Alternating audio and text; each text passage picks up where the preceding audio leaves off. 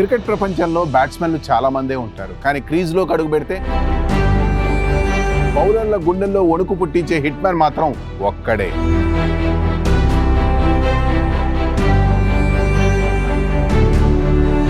అవును, అతనే రోహిత్ గురునాథ్ శర్మ.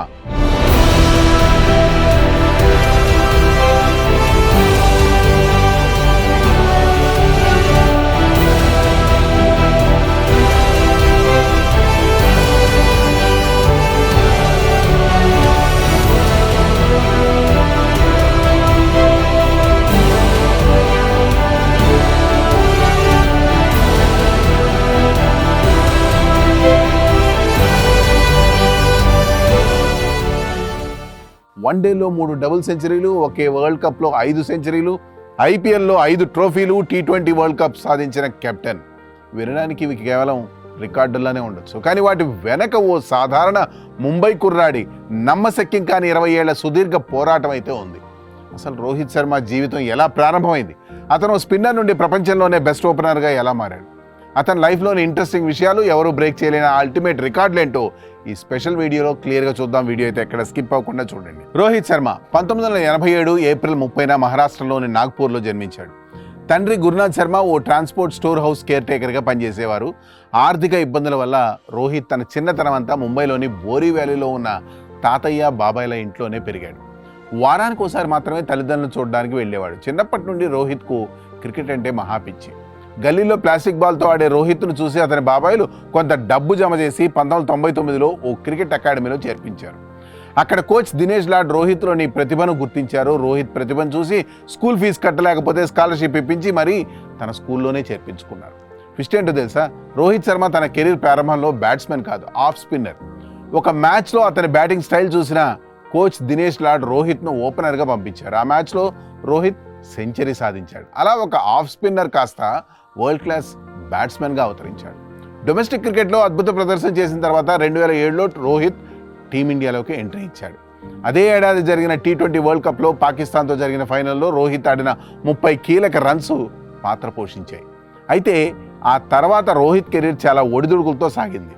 టాలెంట్ ఉన్నా కన్సిస్టెన్సీ లేకపోవడంతో 2011 వన్డే వరల్డ్ కప్ స్క్వాడ్లో చోటు దక్కించుకోలేకపోయాడు. అది తన కెరీర్లోనే అత్యంత బాధాకరమైన క్షణమని రోహిత్ ఎన్నోసార్లు చెప్పాడు. కానీ 2013లో అప్పటి కెప్టెన్ MS ధోని తీసుకున్న ఓ నిర్ణయం రోహిత్ శర్మ తలరాతనే మార్చేసింది. 2013 ఛాంపియన్స్ ట్రోఫీలో రోహిత్ను మిడిల్ ఆర్డర్ నుండి ఓపెనర్గా ప్రమోట్ చేశాడు ధోని. ఆ నిర్ణయం ఎంత పెద్ద హిట్ అయిందంటే అప్పటి వరకు ఉన్న నార్మల్ రోహిత్ శర్మ కాస్త ప్రపంచాన్ని శాసించే హిట్ మ్యాన్గా మారిపోయాడు. ఓపెనర్గా మారిన తర్వాత రోహిత్ శర్మ సృష్టించిన బీభత్సం అంతా ఇంతా కాదు. వన్డే క్రికెట్ చరిత్రలోనే ఎవరికీ సాధ్యం కాని కొన్ని నమ్మశక్యం కాని రికార్డులను తన పేరిట లిఖించుకున్నాడు. ప్రపంచంలో ఏ బ్యాట్స్మెన్కైనా వన్డేల్లో డబుల్ సెంచరీ కొట్టడం ఓ కల, కానీ రోహిత్ శర్మ ఏకంగా 3 డబుల్ సెంచరీలు సాధించాడు. 2014లో శ్రీలంకపై కొట్టిన 264 రన్స్ వన్డే చరిత్రలోనే అత్యధిక వ్యక్తిగత స్కోరు. ఈ రికార్డును బ్రేక్ చేయడం ప్రస్తుత తరం ఆటగాళ్లకు కూడా దాదాపు అసాధ్యమే.